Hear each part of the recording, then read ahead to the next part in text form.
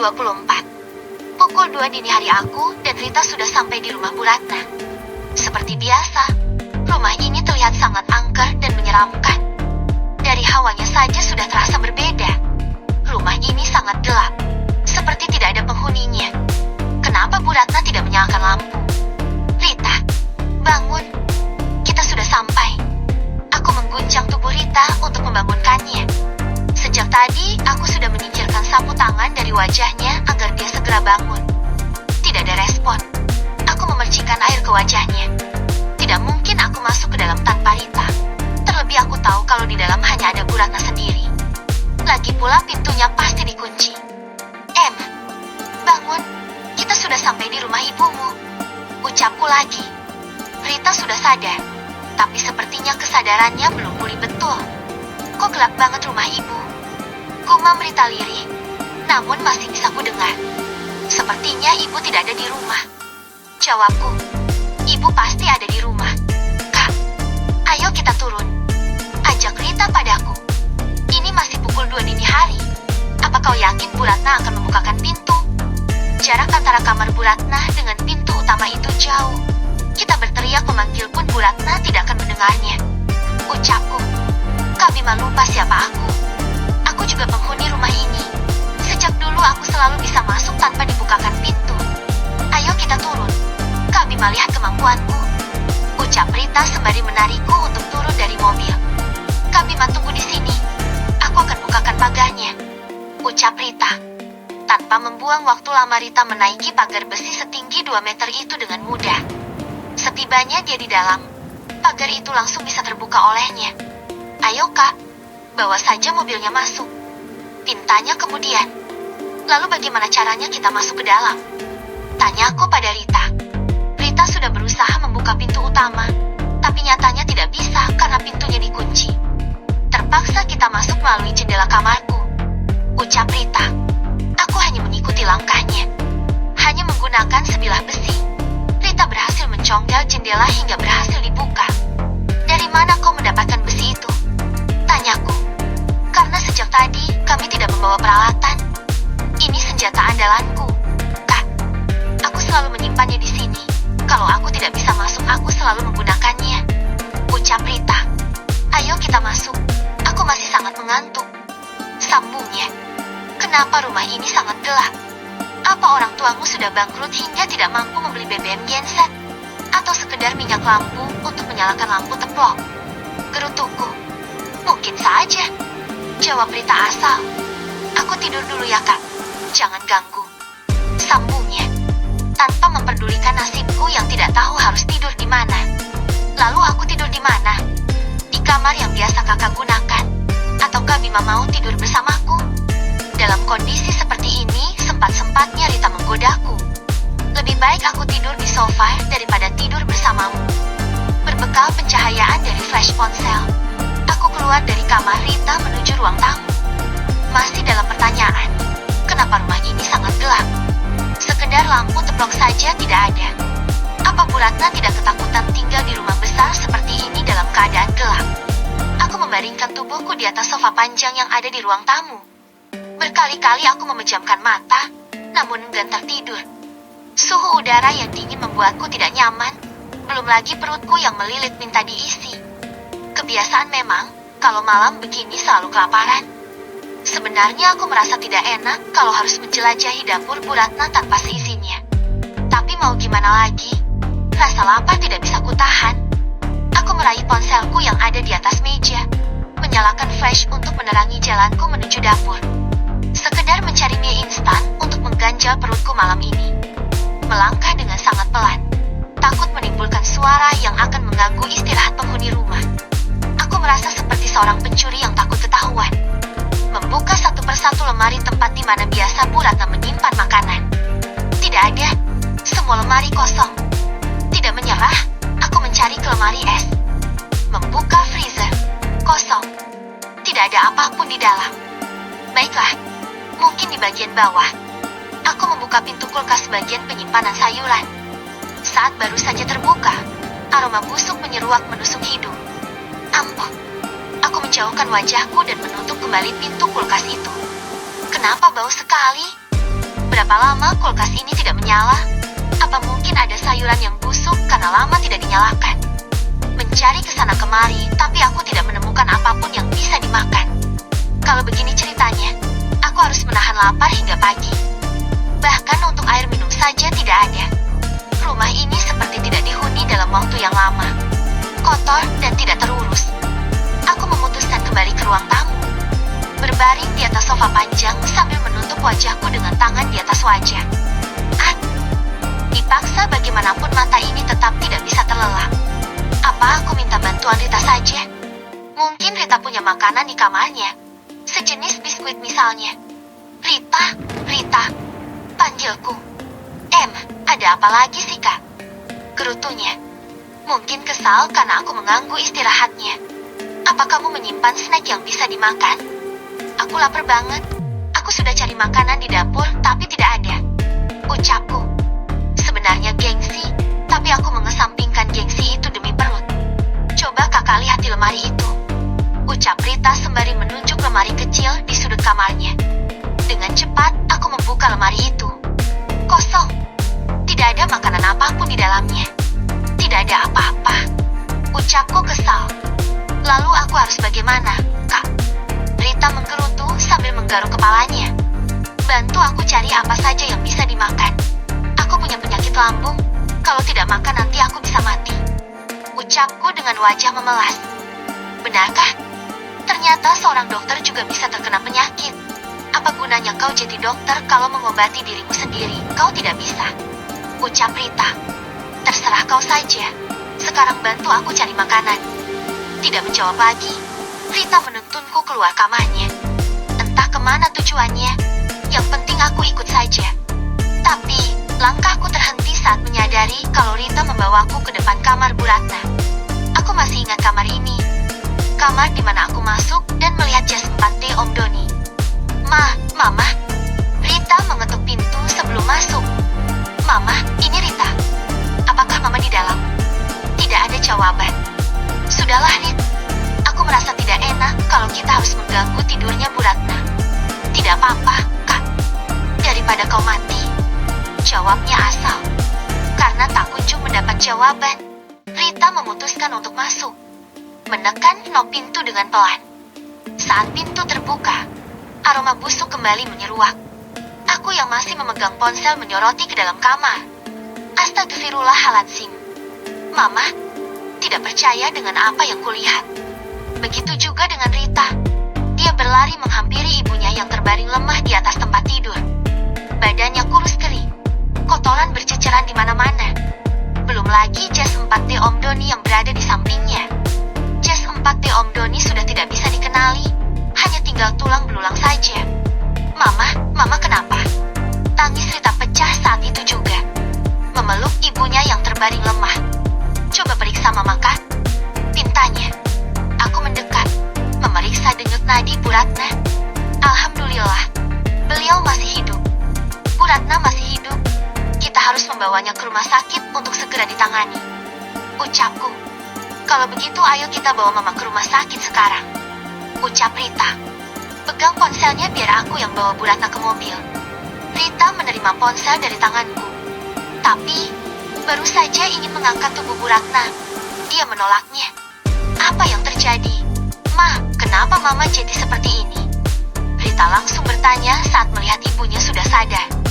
Maafkan Mama. Nah, selama ini Mama tidak pernah mendengar ucapanmu. Mama menyesal. Ucap Bu Ratna lemah. Aku sudah memaafkan Mama. Aku sudah bilang dari awal tapi Mama tidak mau mendengarkanku. Sekarang kita harus ke rumah sakit. Mama harus segera ditangani oleh dokter. Ucap Rita membujuk ibunya. Nak Bima, maafkan ibu. Selama ini ibu menaruh dendam padamu karena hasutan seseorang. Maafkan ibu Nak Bima. Ucap Bu Ratna sambil menggenggam tanganku. Apa maksud ibu? Tanyaku. Selama ini ibu berpikir kalau kaulah yang membunuh hati. Bodohnya ibu karena percaya pada hasutan seseorang yang ibu tidak kenal. Ibu mengikuti perintahnya untuk menganut ilmu hitam. Saat itu ibu dihubungi seorang wanita bernama Sarah. Sarah mengaku telah menolong Mas Doni dari para penjahat. Sarah memintaku untuk bertemu dengannya di suatu tempat. Karena ibu sendiri sudah melihat kalau Mas Doni benar bersamanya, ibu menurutinya. Tidak ada yang janggal saat pertemuan itu. Tapi belakangan ibu baru tahu kalau Sarah itu orang jahat. Sarah mengikuti ibu sampai ke rumah. Dan ternyata Sarah juga yang meneror ibu. Bu Ratna menjelaskan dengan nafas tersengal-sengal. Lalu apa tujuan Bu Ratna mengawetkan jasad Om Doni? Pertanyaan itu muncul di benakku. Semua karena teror Sarah. Dia mengatakan kalau aku mengawetkan jasad Mas Doni maka Rati akan selamat. Sarah mengatakan kalau Mas Doni yang menumbalkan Sarah untuk menikah denganmu. Dia bilang kau dan Mas Doni bekerja sama. Ucap Bu Ratna. Itu tidak benar, Bu. Aku sangat mencintai Rati. Dan asal ibu tahu, Sarah dan ibukulah yang membunuh Rati. Ucapku. Tak terima rasanya kalau aku yang disalahkan. Ibu sudah tahu. Jawabnya. Tahu dari mana? Sore tadi Sarah datang ke rumah ini. Sarah sudah mengatakan semuanya. Bahkan yang membunuh Mas Doni juga adalah Sarah. Dia menyuntikkan racun pada Mas Doni. Saat itu Sarah bilang kalau Mas Doni meninggal karena ilmu hitamnya. Kenapa Sarah memintaku mengawetkan jasad Mas Doni karena Sarah menjadikannya sebagai tumbal? Ucap Bu Ratna. Tumbal? Tumbal apa? Tanyaku bingung. Sarah itu mempunyai ilmu hitam. Sebelum jimatnya dimusnahkan, Sarah akan menjadi orang yang sangat kejam. Jimatnya berada di tubuhnya. Ucap Bu Ratna. Itu artinya ucapan Rita benar. Benda merah di pinggangnya adalah jimat. Apapun yang kalian lakukan pada Sarah semua itu tidak akan mempan. Sarah sudah bersekutu dengan iblis. Sambung Bu Ratna.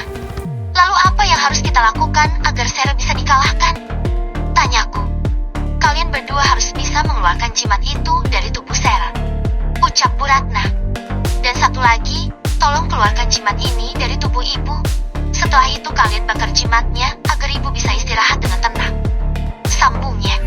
Ibu tidak boleh bicara seperti itu. Ibu pasti bisa bertahan. Isak Rita. Ibu sudah tidak sanggup menjadi budaknya. Nah, tolong ibu, keluarkan jimat ini dari tubuh ibu. Ucapnya memohon. Tolonglah Bima, kalau kalian tidak mau menolong ibu, maka ibu akan tetap menjadi budak iblis itu. Ucap Bu Ratna memaksa. Apa yang harus kulakukan, Bu? Tanyaku bingung. Ambil pisau di laci itu, keluarkan jimat ini sekarang juga. Pinta Bu Ratna. Tidak sanggup melihat kesakitan di wajahnya, terpaksa aku menuruti perintahnya. Aku mengeluarkan sebilah pisau dari dalam laci. Menyayatkan pisau itu pada area pinggang Bu Ratna yang terdapat benda merah menyala yang disebut sebagai jimat. Saat setelah benda itu berhasil dikeluarkan, di saat itu pula Bu Ratna menghembuskan nafas terakhirnya. Tidak ingin membuang waktu, aku segera membakar benda yang baru ku keluar dari tubuh Bu Ratna. Beruntung di kamar ini tersedia korek api. Saat benda itu dilalap api, entah bagaimana ceritanya jasad Om Doni juga ikut terbakar. Ini aneh. Seumur hidup baru kali ini aku melihat kejadian aneh seperti ini. Bersambung. Part ke-25. POV Sarah. Kehilangan orang tua begitu menyakitkan bagiku. Saat usiaku masih 15 tahun. Kedua orang tuaku harus meregang nyawa karena suatu kecelakaan. Hancur hatiku saat itu. Awalnya aku mencoba menerima. Mungkin ini takdirku. Tapi dendamku mencuat saat mendengar desas-desus saksi mata yang melihat kejadian itu.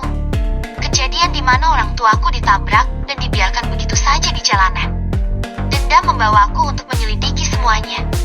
Hingga pada akhirnya aku mengetahui kalau orang yang menabrak orang tuaku adalah orang tua dari dokter yang menangani mereka. Ayahku meninggal di tempat saat kecelakaan itu. Tapi ibu, dia sempat dirawat beberapa jam di klinik desa. Kondisi ayah sangat mengenaskan. Kepalanya pecah karena terlindas ban mobil. Sementara ibu, dia harus merasakan sakit karena kaki dan tulang punggungnya patah. Aku bingung sekaligus hancur. Aku tidak punya siapa-siapa lagi di dunia ini. Aku harus minta pertolongan pada siapa? Kedua orang tuaku harus dimakamkan. Tapi aku tidak tahu siapa yang bisa membantuku mengurus semua persiapannya. Belum lagi biaya pemakaman. Beruntung ada seorang ibu baik hati yang mau membantuku mengurus pemakaman. Aku berhutang budi padanya. Karena kendala biaya, aku terpaksa menuruti saat orang-orang mengusulkan agar kedua orang tuaku dimakamkan di desa itu. Desa di mana mereka meregang nyawa. Saat pemakaman sudah selesai dilangsungkan, ibu yang tadinya membantu menghampiriku. Beliaulah yang menceritakan kalau orang yang menabrak kedua orang tuaku adalah Sulis dan Royce. Saat itu aku tidak percaya, hingga orang itu memberikan bukti di mana sebuah rekaman video memperlihatkan kejadian. Dadaku panas, darahku mendidih. Kau tahu, dokter yang merawat ibumu adalah anak dari pelakunya. Ucap orang ibu itu lagi. Dari mana ibu tahu? Aku tahu karena aku penduduk desa ini. Siapa yang tidak mengenalnya? Ucap wanita itu. Kalau kau mau, aku akan membantumu membalaskan dendam atas kematian orang tuamu. Sambungnya. Sebelumnya aku sangat berterima kasih pada ibu. Aku akan membalas dendam ini. Ucapku penuh tekad. Apa rencanamu? Tanya ibu itu. Aku akan memikirkannya. Jawabku. Kalau begitu ambil ini. Kapanpun kau butuh bantuan hubungi aku. Di dalam handphone itu sudah tertera nomor ponselku. Si ibu memberikan ponsel padaku. Terima kasih, Bu. Muncul ide gila di benakku. Selesai pemakaman aku segera kembali ke klinik di mana sebelumnya ibuku dirawat. Apa benar keluarga dokter baik itu yang melakukan ini pada keluargaku? Apa mungkin kebaikan dokter itu hanyalah sandiwara? Atau jangan-jangan dokter itu sengaja membunuh ibuku untuk menghilangkan bukti? Aku lelah menduga-duga. Sudah jelas semuanya. Aku harus membalas dendam atas kematian orang tuaku. Ibu, kenapa ibu pergi meninggalkanku? Aku tidak punya siapa-siapa lagi. Aku harus kemana, Bu? Aku harus tinggal di mana? Aku sengaja menangis pilu di depan klinik tempat dokter Bima bekerja. Aku akan menarik perhatiannya agar merasa iba padaku. Kamu kenapa? Dek, tanya seseorang di belakangku. Saat menoleh ke belakang, aku tersenyum tipis melihat wajah Bima yang ada di hadapanku. Kena kau, Bima? Batinku. Dokter Bima, aku tidak apa-apa. Maaf kalau aku mengganggumu. Ucapku sembari menghapus sisa air mata yang mengalir di pipi. Kamu kan anak dari pasien yang meninggal tadi? Tanya Bima saat itu. Iya, Dok. Maaf kalau saya mengganggu. Aku bangkit dari lantai dan bergegas hendak pergi. Tunggu. Apa kamu tidak punya tempat tinggal? Maaf. Tadi saya dengar kamu mengatakan kalau kamu tidak punya siapa-siapa lagi. Dan kamu juga bilang kalau kamu tidak punya tempat tinggal. Ucap Bima mencegahku. Iya, Dok. Kedua orang tua saya sudah meninggal karena kecelakaan itu. Saat ini saya memang tidak punya tempat tinggal. Ucapku dengan wajah sedih. Bagaimana kalau kamu ikut saya? Tanya Dokter Bima. Bagus. Kau mulai masuk dalam jebakanku. Tapi, Dok, saya mau dibawa kemana? Tanyaku pura-pura polos. Dokter Bima membawaku ke kantin klinik, memberikan makanan dan juga minuman. Di saat itulah Bima menjelaskan kalau orang tuanya sangat ingin mempunyai anak perempuan. Bima mengatakan kalau dia hanya anak tunggal. Kalau kamu mau, aku akan membawamu pulang ke rumah orang tuaku. Dengan senang hati mereka pasti setuju untuk mengadopsimu. Bujuk Bima. Tapi, Dok, saya tidak pantas untuk itu. Saya ini berasal dari keluarga miskin, tidak seperti keluarga Dokter Bima. Ucapku menolak. Mengulur waktu agar dia tidak curiga. Tidak masalah. Tolong jangan ditolak ya. Saya janji akan memperlakukanmu dengan baik, sebagai saudara kandung. Ucap Bima meyakinkan. Kalau begitu saya bersedia, Dok. Makasih sudah mau membantu saya. Makasih atas kebaikan dokter. Aku bangkit dari tempat duduk dan memeluk Dokter Bima. Namanya Sarah. Aku ingin ibu dan ayah mengadopsinya. Dia sudah tidak punya siapa-siapa lagi. Kedua orang tuanya tewas karena kecelakaan. Ucap Bima saat itu. Dapat kulihat ketakutan di raut wajah Sulis saat Bima mengatakan kalau aku ini anak dari korban kecelakaan. Entah dia merasa atau tidak, tapi aku hanya perlu memainkan peran dengan baik. Berpura-pura menjadi gadis polos yang tidak tahu apa-apa. Awalnya Sulis menolak, tapi karena bujukan dari Bima dan Royce, mereka pun setuju untuk mengadopsiku. Semenjak tinggal di rumah ini, aku selalu mencari tahu kelemahan keluarga ini. Awalnya aku merasa kalau aku tidak akan bisa menghancurkan keluarga yang terlihat sangat harmonis ini. Tapi, siapa sangka jika ternyata di balik keharmonisan itu tersimpan banyak rahasia. Sulis yang berperan sebagai ibu, ternyata bukan ibu kandung. Sebelum Sebelum Sulis menceritakan hal itu padaku, aku juga sudah tahu kebenaran kalau ternyata Sulis itu perusak rumah tangga orang. Ibu yang membantuku di pemakaman telah menceritakan semuanya tentang siapa Sulis dan apa saja kejahatannya. Aku sendiri tidak tahu siapa ibu itu dan kenapa dia begitu banyak tahu tentang keluarga Bima. Tapi itu tidaklah penting bagiku. Yang penting dia bersedia membantuku. Setahun lamanya aku hidup dengan keluarga Bima. Setahun itu juga aku merasa nyaman berada di keluarga ini. Mereka memperlakukanku dengan baik, menganggapku seperti anak sendiri. Bahkan tidak pernah mereka membeda-bedakan antara aku dan Bima. Aku sempat berpikir untuk mengakhiri dendam ini, menjalani kehidupan seperti biasa, walaupun itu bersama keluarga Sulis. Tapi, aku tidak berdaya. Saat itu, ibu yang kutemui di pemakaman kembali menghasutku. Ibu itu mengatakan kalau kebaikan keluarga Bima itu tidak tulus. Temui aku di alamat ini. Ada hal penting yang harus kau tahu. Ibu itu mengirimkan pesan padaku. Baik, Bu, saya akan segera ke sana, balasku. Semua itu hanya sandiwara. Suatu saat jika mereka mengetahui kalau kau adalah anak dari korban yang mereka tabrak, saat itu pula kau akan dihabisi. Jangan bodoh. Balaskan dendammu. Lihat kedua orang tuamu tewas karena keluarga mereka. Ucap wanita itu saat kami bertemu di tempat yang ditentukan. Aku tidak bisa. Bu, aku rasa dendam ini akan kuakhiri. Aku juga diperlakukan dengan baik. Aku akan melupakan dendam dan memulai hidup baru. Jawabku. Baiklah, kau boleh mengakhiri dendammu. Tapi sebelum itu, kau harus melihat sesuatu yang tidak akan kau percaya. Ucap wanita itu. Apa, Bu? Tanyaku penasaran. Ikut aku. Pintanya. Aku hanya menurut saja. Mengikuti langkah si ibu yang membawaku entah kemana. Hingga pada akhirnya, ibu itu membawaku ke sebuah sumur tua yang sangat menyeramkan. Apa yang ingin ibu tunjukkan? Tanyaku yang masih belum mengerti. Pejamkan matamu, maka kau akan melihat kebenaran itu. Ucapnya. Sebenarnya aku ragu menuruti perintahnya. Tapi, aku tidak berani menolak. Aku takut kalau ibu itu akan meninggalkan aku sendiri di sini. Perlahan aku memejamkan mata. Dapat kurasakan sapuan tangan si ibu melintasi kelopak mataku. Setelahnya, aku melihat kedua orang tuaku berada di sebuah tempat dalam keadaan disiksa. Dan yang paling membuatku marah adalah yang menyiksa mereka adalah Sulis dan Royce. Ibu dan ayahku dicambuk, diikat, ditarik menggunakan kereta kuda. Tidak, tidak. Aku berteriak histeris menyaksikan itu. Tapi aku tidak bisa berbuat apa-apa. Membuka mata pun aku tidak bisa. Semakin aku berteriak, semakin banyak siksaan yang diberikan pada orang tuaku. Lepaskan mereka. Lepaskan ibu dan ayahku. Suaraku serak, tapi tidak ada yang mendengarkan permohonanku. Buka matamu. Saat ibu itu menyuruhku membuka mata, di saat itu juga aku bisa melakukannya. Sejak tadi, aku berusaha membuka mataku, tapi tidak bisa. Apa yang kau lihat? Tanya wanita yang membawaku ke sini. Ibuku, ayahku, mereka disiksa. Tolong selamatkan mereka. Aku memohon pada wanita itu. Kau sudah melihatnya?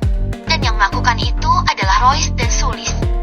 Apa kau masih ingin mengakhiri dendammu itu? Tanyanya. Tidak lagi. Setelah aku melihat semuanya, aku akan tetap melanjutkan dendam ini. Ucapku dengan amarah yang siap meledak.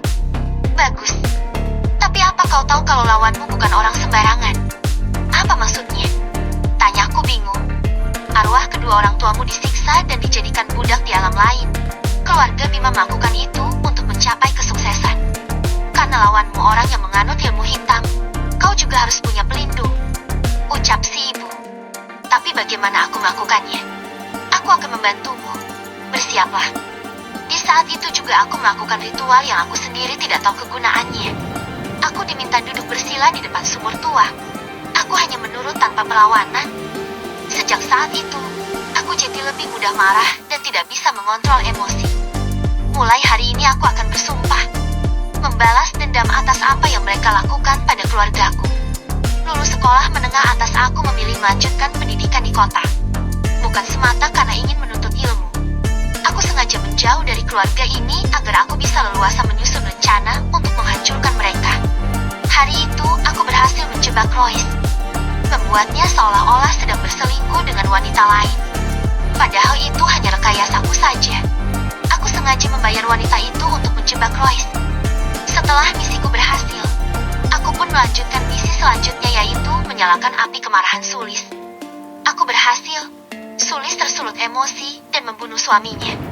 Tanpa sadar, Sulis juga menceritakan semua kejahatannya di masa lalu. Bagus. Aku bisa memanfaatkan itu sebagai ancaman kalau Sulis tidak mau menuruti perintahku. Terlebih Sulis sudah mengetahui kalau aku adalah anak dari korban yang dia tabrak. Aku sudah menceritakan semuanya pada Sulis. Suatu hari Bima menghubungiku dan menyuruhku untuk pulang. Ada sesuatu yang ingin dia bicarakan padaku dan ibunya. Aku berpikir ada hal penting apa sehingga dia memintaku pulang. Ternyata yang ingin Bima bicarakan adalah berita yang tidak penting bagiku. Bima mengumumkan rencana pernikahannya dengan seorang wanita yang bernama Rati.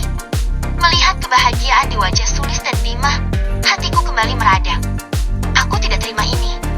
Aku meminta Sulis untuk menggagalkan rencana pernikahan Bima dan Rati. Awalnya dia menolak, tapi aku terus mendesaknya dengan berbagai ancaman. Hingga pada akhirnya Sulis menyetujui permintaanku. Sulis berhasil membunuh Rati, tapi membawa satu korban lainnya. Pria yang tak lain adalah ayah dari Rati. Sulis memintaku untuk datang ke alamat di mana dia melakukan aksinya. Aku tercengang melihat tempat itu. Tempat di mana aku melakukan ritual bersama wanita yang membantuku selama ini. Pantas saja wanita itu sangat mengenal keluarga Bima. Ternyata mereka bertetangga di rumah ini. Bagaimana ini? Tanpa sengaja aku melukai dua orang sekaligus. Ucap Sulis dengan wajah ketakutan. Kau urus saja wanita itu. Buang jasadnya ke dalam sumur yang ada di belakang. Maka semua akan aman. Ucapku. Setelah itu, aku membawa pria tua yang tak lain adalah ayah Rati. Saat aku akan membawanya, ibu yang membantuku menghampiri. Dia mengatakan kalau aku bisa memanfaatkan ayah Rati sebagai senjata agar aku bisa memperdalam ilmu hitam yang kumiliki. Aku sengaja meminta Sulis membuang jasad Rati ke dalam sumur itu, agar aku bisa mendapat lebih banyak kekuatan dari penunggu sumur itu. Untuk ayahnya Rati, aku menyuntikkan racun pada tubuhnya. Perlahan tapi pasti, dia akan mati. Saat itu aku menghubungi nomor ibunya Rati yang kudapatkan dari ponsel suaminya. Aku mengatakan kalau suaminya terluka karena membantu ibunya Bima melakukan ritual untuk menumbalkan Rati. Awalnya wanita itu tidak percaya. Aku pun memintanya untuk menemuiku di suatu tempat. Aku menjanjikan akan memberikan bukti atas ucapanku. Beruntung aku sudah meminta ibu yang menolongku untuk merekam kejadian di mana Sulis melemparkan jasad Rati ke dalam sumur. Saat pertemuan dengan ibunya Rati, aku menunjukkan video di mana Sulis menyerat dan melemparkan jasad Rati ke dalam sumur. Wanita yang tak lain adalah ibunya Rati berteriak histeris menyaksikan itu. Aku bisa membantumu, tapi kau harus menuruti apapun perintahku. Tawarku padanya. Tidak, aku tidak mau. Aku akan melaporkan Sulis ke kantor polisi. Ucapnya menolak. Kalau Sulis dilaporkan ke polisi, otomatis aku juga akan terlibat. Kau tidak punya bukti. Ucapku. Berikan aku video itu. Itu sudah cukup sebagai bukti. Pintanya. Aku akan memberikan video ini, tapi kau harus mau bekerja sama denganku. Ibunya Rati tampak berpikir. Beri aku waktu. Aku akan memikirkan terlebih dulu. Baik. Jangan berpikir terlalu lama. Ini nomor teleponku. Kabari aku jika kau berubah pikiran. Aku memberikan nomor ponselku dan meninggalkannya. Bukannya pergi, tapi aku mengikuti kemana perginya wanita ini. Aku akan menerornya agar dia merasa ketakutan dan menyetujui apa yang tadi kutawarkan. 2 hari lamanya, aku menunggu keputusan ibunya Rati. Tapi dia masih bersikeras tidak mau bekerja sama denganku. Tidak ada cara lain. Aku memilih untuk menjalankan misi kedua, yaitu menerornya. Pernikahan Bima dan Rati hanya tinggal seminggu lagi. Aku harus bisa menyeret ibunya Rati masuk dalam rencana ini. Dia sudah seperti orang gila, memikirkan nasib anak dan suaminya. Aku menerima tawaranmu. Aku bersedia membantumu. Aku tersenyum puas melihat pesan yang dikirim oleh ibunya Rati. Kalau begitu temui aku hari ini di alamat ini. Aku memintanya untuk menemuiku di suatu tempat. Apa yang membuatmu berubah pikiran dan menerima tawaranku? Aku bertanya saat kami bertemu. Aku merasa ada seseorang yang meneror gila kalau seperti ini terus. Ucapnya. Apakah suamimu sudah sembuh? Belum. Saat ini dia lumpuh. Untuk berbicara saja dia tidak bisa. Ucapnya. Aku akan membantu menyembuhkan suamimu. Tapi kau harus merahasiakan semua ini. Aku akan membawamu ke sumur di mana Rati dibunuh. Sebenarnya Rati masih hidup. Ucapku. Tidak mungkin dia bisa hidup lagi. Kau mau menipuku? Hardiknya. Sebenarnya Rati belum mati. Aku telah menolongnya. Saat ini Rati baik-baik saja. Tapi ada satu hal yang harus kita lakukan agar penghuni sumur itu tidak mengganggunya. Kau tahu sendiri kalau Sulis sudah menumbalkan Rati pada makhluk penunggu sumur itu. Ucapku berbohong. Baiklah, aku setuju. Jawabnya. Malam harinya aku membawa ibunya Rati ke sumur itu. Aku memintanya duduk bersila, menangkupkan kedua tangan di depan dada. Aku memasangkan benda merah menyala di bagian pinggangnya. Sama seperti yang kumiliki. Sekarang sah, ibunya Rati sudah menjadi budakku. Dia akan menuruti apapun perintahku, tanpa berani membantah. Hari yang ditentukan telah tiba. Aku merasa ditipu. Aku merasa marah saat itu juga. Sulis mengatakan kalau dia sudah membunuh Rati. Aku juga melihat videonya di mana Sulis melemparkan jasad Rati ke dalam sumur. Tapi apa ini? Kenapa acara masih berlangsung? Aku curiga Sulis menipuku. Apa Sulis membunuh orang lain dan mengatakan kalau itu Rati? Aku tidak melihat wajah Rati dalam video itu. Aku hanya melihat punggungnya saja.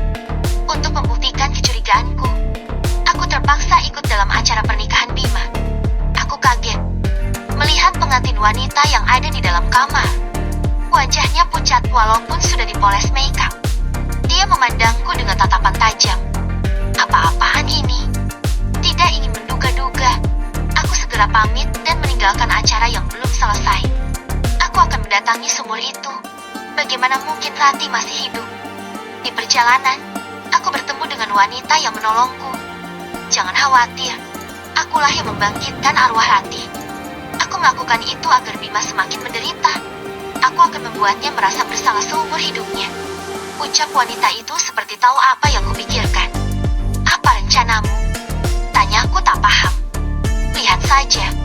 Setelah acara akad nanti, Bima akan pergi keluar desa ini untuk menangani pasien yang terkena penyakit langka. Aku sudah mengatur semuanya. Ucapnya. Kau yakin arwah itu tidak akan menggangguku? Tidak. Kau sudah mempunyai penangkal. Kau tidak akan bisa diganggu olehnya. Ucap wanita itu. Sebenarnya ibu ini siapa? Aku yakin ibu juga mempunyai dendam pada keluarga Bima. Tanyaku. Melihat apa yang dilakukannya, aku yakin kalau dia juga mempunyai dendam yang sama. Namaku Nina. Benar yang kau ucapkan. Aku memang mempunyai dendam pada keluarga mereka. Ucap wanita yang bernama Bu Nina itu. Bersambung.